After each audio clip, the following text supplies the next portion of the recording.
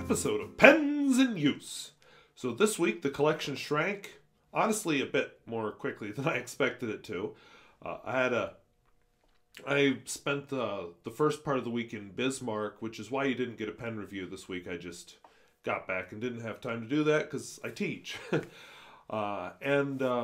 But the accident, while I was on the trip, of course, the pens went with me, of course.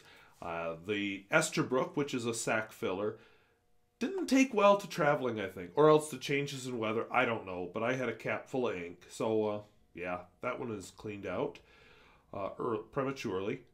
My Noodler's Nippon set is almost empty. So I plan to film a review of that. A re-review, because I've already reviewed it. This is going to be a revisit to the past. So I'm saving those last few drops of ink for that. So let's look at what's left.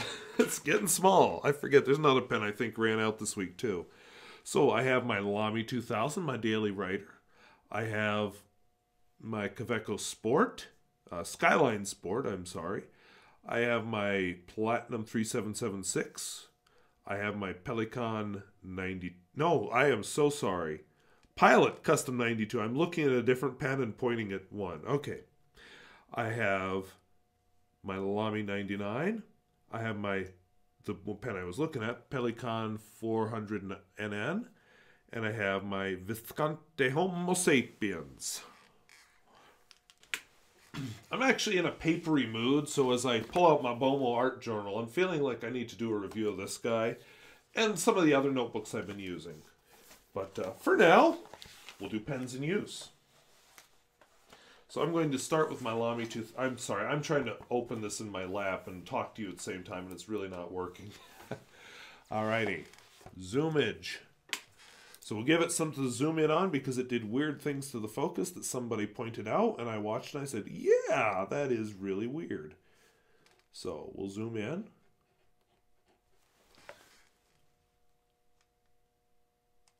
So this is my beloved daily writer, Lamy 2000. Autofocus doesn't like it there, so we'll move it down here. Now, this pen may not be as much fun as an Aurora 88, the vintage, but I love it.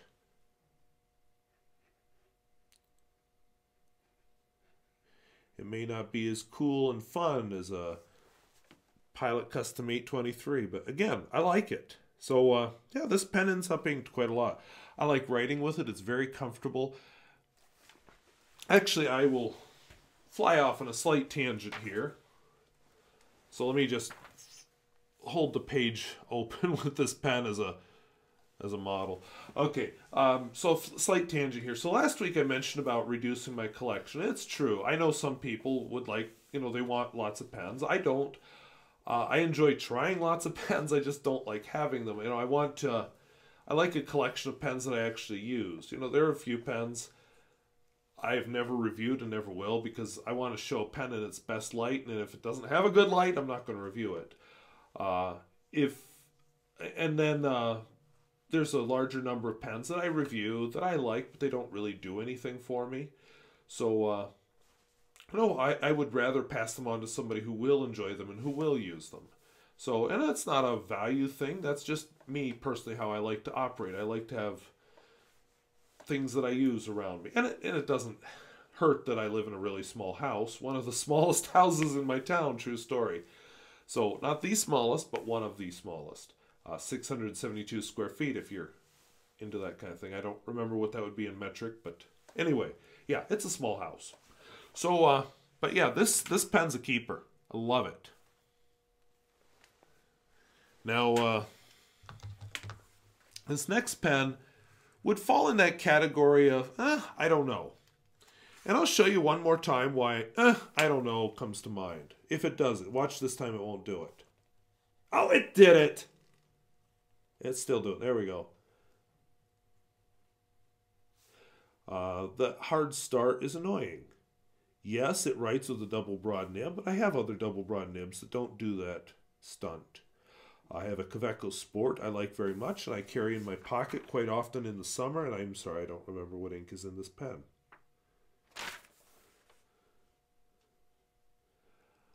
So I'm likely putting this pen in the giveaway, probably giveaway category because it's not nice enough to really sell. So this is Robert Oster. And I like the pen. That's what's kind of sad. I just like other pens better that do the same thing. Robert Oster River of Fire, which I purchased a sample because I'm told it sheens a lot better than some of the other Robert Osters. But I'm just not seeing it. Of course, I don't see it on this paper. This is a very absorbent paper. But I don't really see it. I don't really see it on any paper I use. So, a little bit here and there. Platinum 3776 with a music nib. This is a keeper, if you're interested.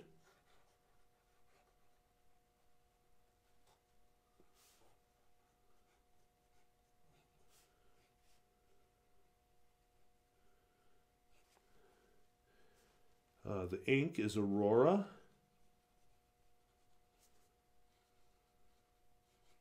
Blue-Black. I will say with this pen,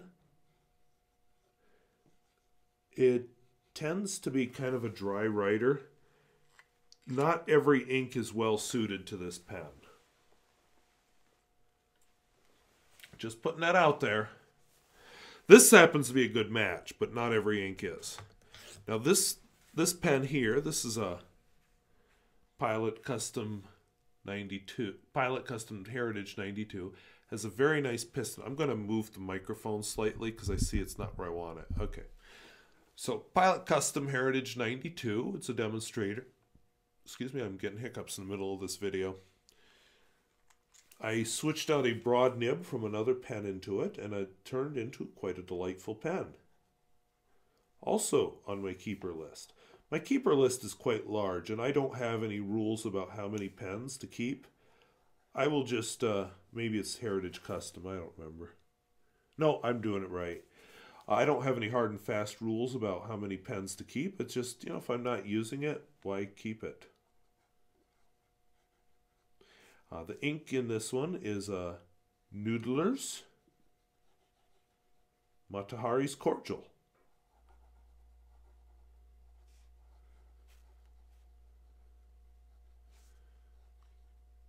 And I think I've mentioned before my interest in the First World War, which is part of what attracted me to that ink. I like to think that I stay because I like the color, but, that's the trouble with names. If we call it purple, light purple or whatever, or we give it an RGB value or something, would I feel the same about it? I just don't know.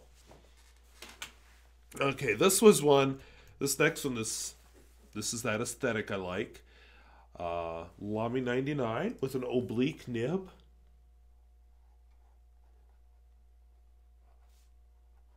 Actually an oblique fine, which is kind of fun. And I can't remember the name of this ink, I'll just be honest. Because it's one of those names that's just, it doesn't stick in my memory. Birmingham, Frick Park, Fern, Hollow Creek. Wow. And you wonder why I can't remember its name.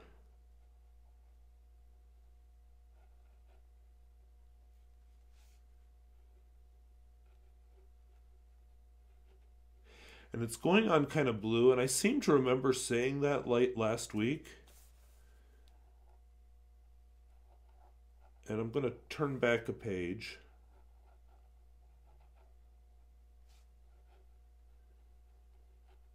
So, but first, let me zoom in on that. I'm trying a new camera position so I can, oops, wrong way. So I can sort of zoom.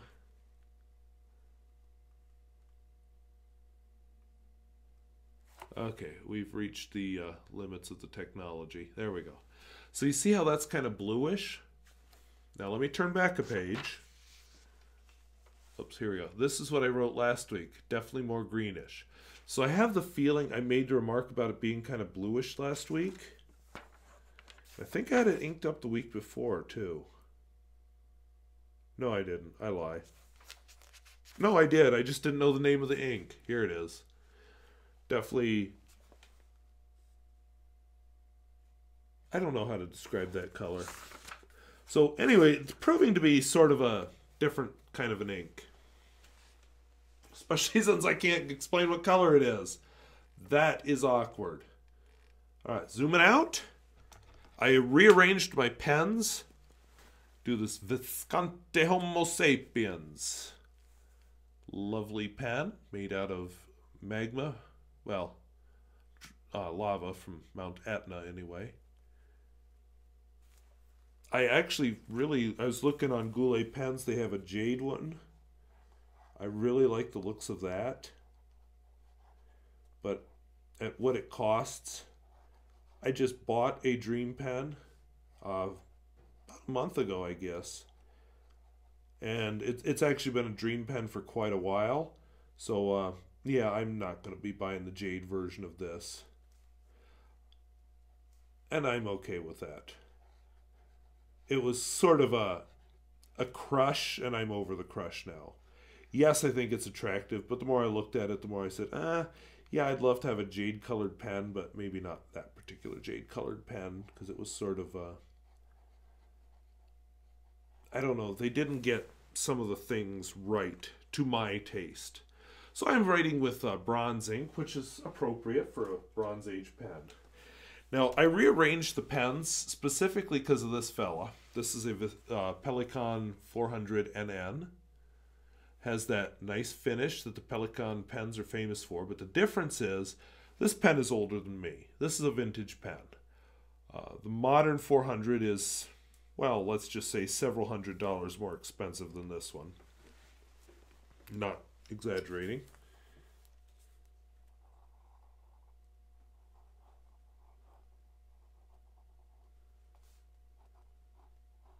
Love that nib. By the way, all these pens here are keepers, except maybe the Skyline Sport. And this is Noodler's. Black Swan in Australian Rose. I noticed today how low my bottle of that is getting. I do have a second bottle waiting. It is after the temporary formulation change, so it'll be interesting to see if it's the same color. It will also be interesting because Noodler's does suffer from batch variation because it's a small scale manufacturer and he makes the batches individually and actually intentionally does some variation. It'll be interesting to see if it is the same color. But one of my commenters several weeks ago pointed out something about several inks that I had not noticed. So last week I did a test and I promised this week I'd do the update. So let's do the update. So what this commenter noticed is I was using this Platinum Classic Lavender Black and then this Noodler's Black Swan and Australian Rose. Whoops, wrong way. My instinct on this camera is backwards because the camera is totally reversed from how I usually use it. Because, yeah, I do use it. All right, so need to pull back a little more, I guess. There, now she can focus. And you know, looking at the camera screen, the Platinum Classic Lavender Black looks a little lighter than the Noodlers. But I'll tell you what, on screen or in person, they look a lot alike. I think the light colors are very similar. I think that the Noodlers gets a little bit darker. Now, it'll be interesting to see over time because I'm told that it continues to oxidize if it gets more dark. You know, here is the week of December 1st. I can't remember if I had it inked up before that. Yeah, here we go. November 24th. So, I may have to, now this isn't going to be a regular feature, of course, but I may have to keep turning back to this and just checking out how they compare as time goes by. But for now, we'll move this hopefully to the correct side of the screen. I wrote down which side to put everything on, and then I left the note upstairs. And I thought, I can figure it out. So hopefully I got it on the right side of the screen. But anyway, those are the pens I have in use right now. The list will continue to shrink. The only thing that's going to be added is I am going to ink up a Noodler's Conrad because I have a few more cards to write. And I want to fill it up with a sparkly ink and put a stub nib on it. So, yeah. But other than that, I'm working on sending out Christmas presents and so on.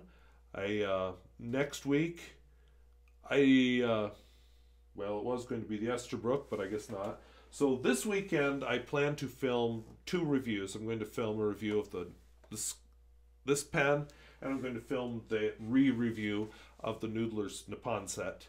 And I don't know what order they'll be uploaded, but they'll be uploaded. I plan to record a whole bunch of videos over Christmas break. Oh, my head is off the camera. I plan to film a whole bunch of videos over Christmas break. Really get ahead. I am in the throes of Science Olympiad and basketball season is starting, so I'm doing a lot of photography and stuff, and I have a lot fewer free nights now.